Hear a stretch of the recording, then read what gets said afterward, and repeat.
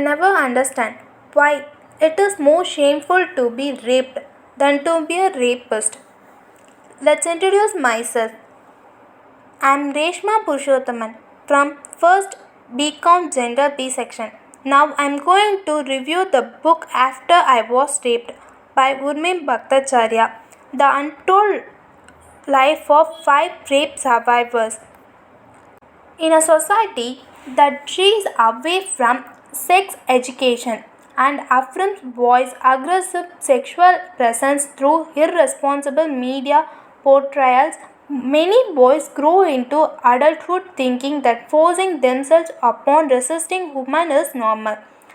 It is thus that India tops the charts of unsafe countries for women.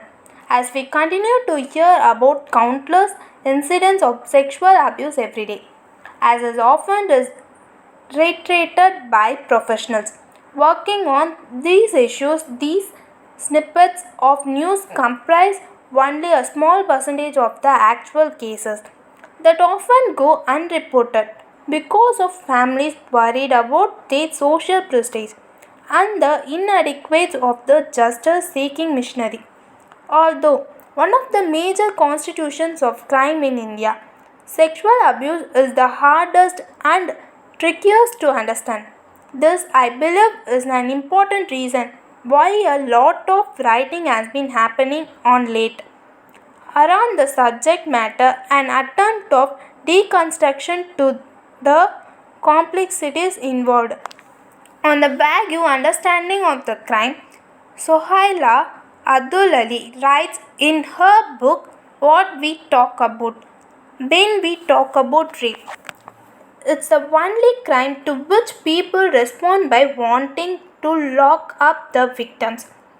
It's the only crime that is so bad that victims are supposed to be destroyed beyond repair by it, but stimulatingly not so bad that the men who do it should be treated like other criminals. We tend to think of sexual abuse in terms of a crime. Our thinking has moved little beyond the cases and motivations. We are ready to dress the survivors in the armor of bondless and are always at loggerheads with society and law to seek justice. Urmi Bhattacheryya, a former gender editor at the Quint of recipient of UNFPA Lardley Award for Gender Sensitivity. In her debut book, After I Was Raped, moves beyond the hackneyed tropes on rape. She tells compelling stories of women who have been bastardized not only by their perpetrators but also by the law that has exacerbated their suffering.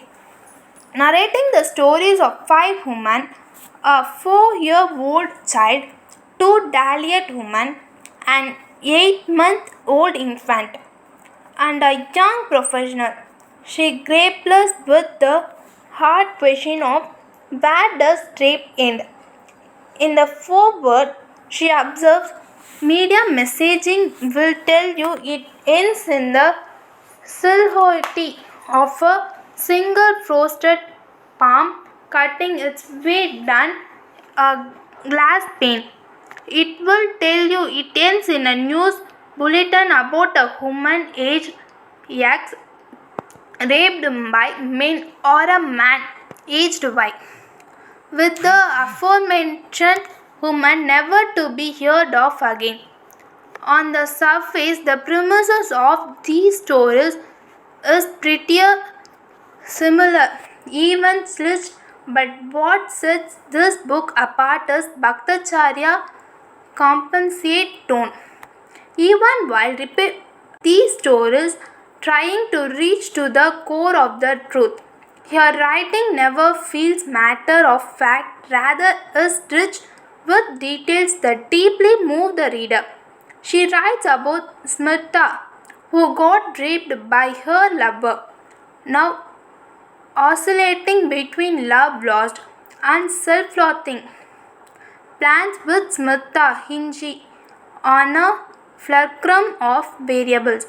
How safe or dangerous a certain cafe, metro terminal, or local watering hole feels to her.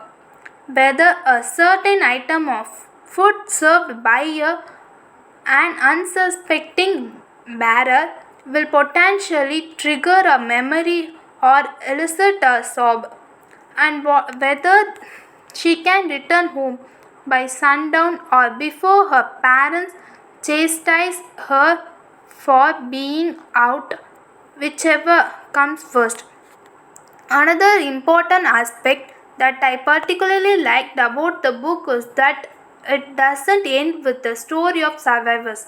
Bhattacharya tries to investigate the reasons for delayed justice or no justice at all, narrating the story of Nidhi, an 8-year-old who was lured away by a bhaiya and later raped.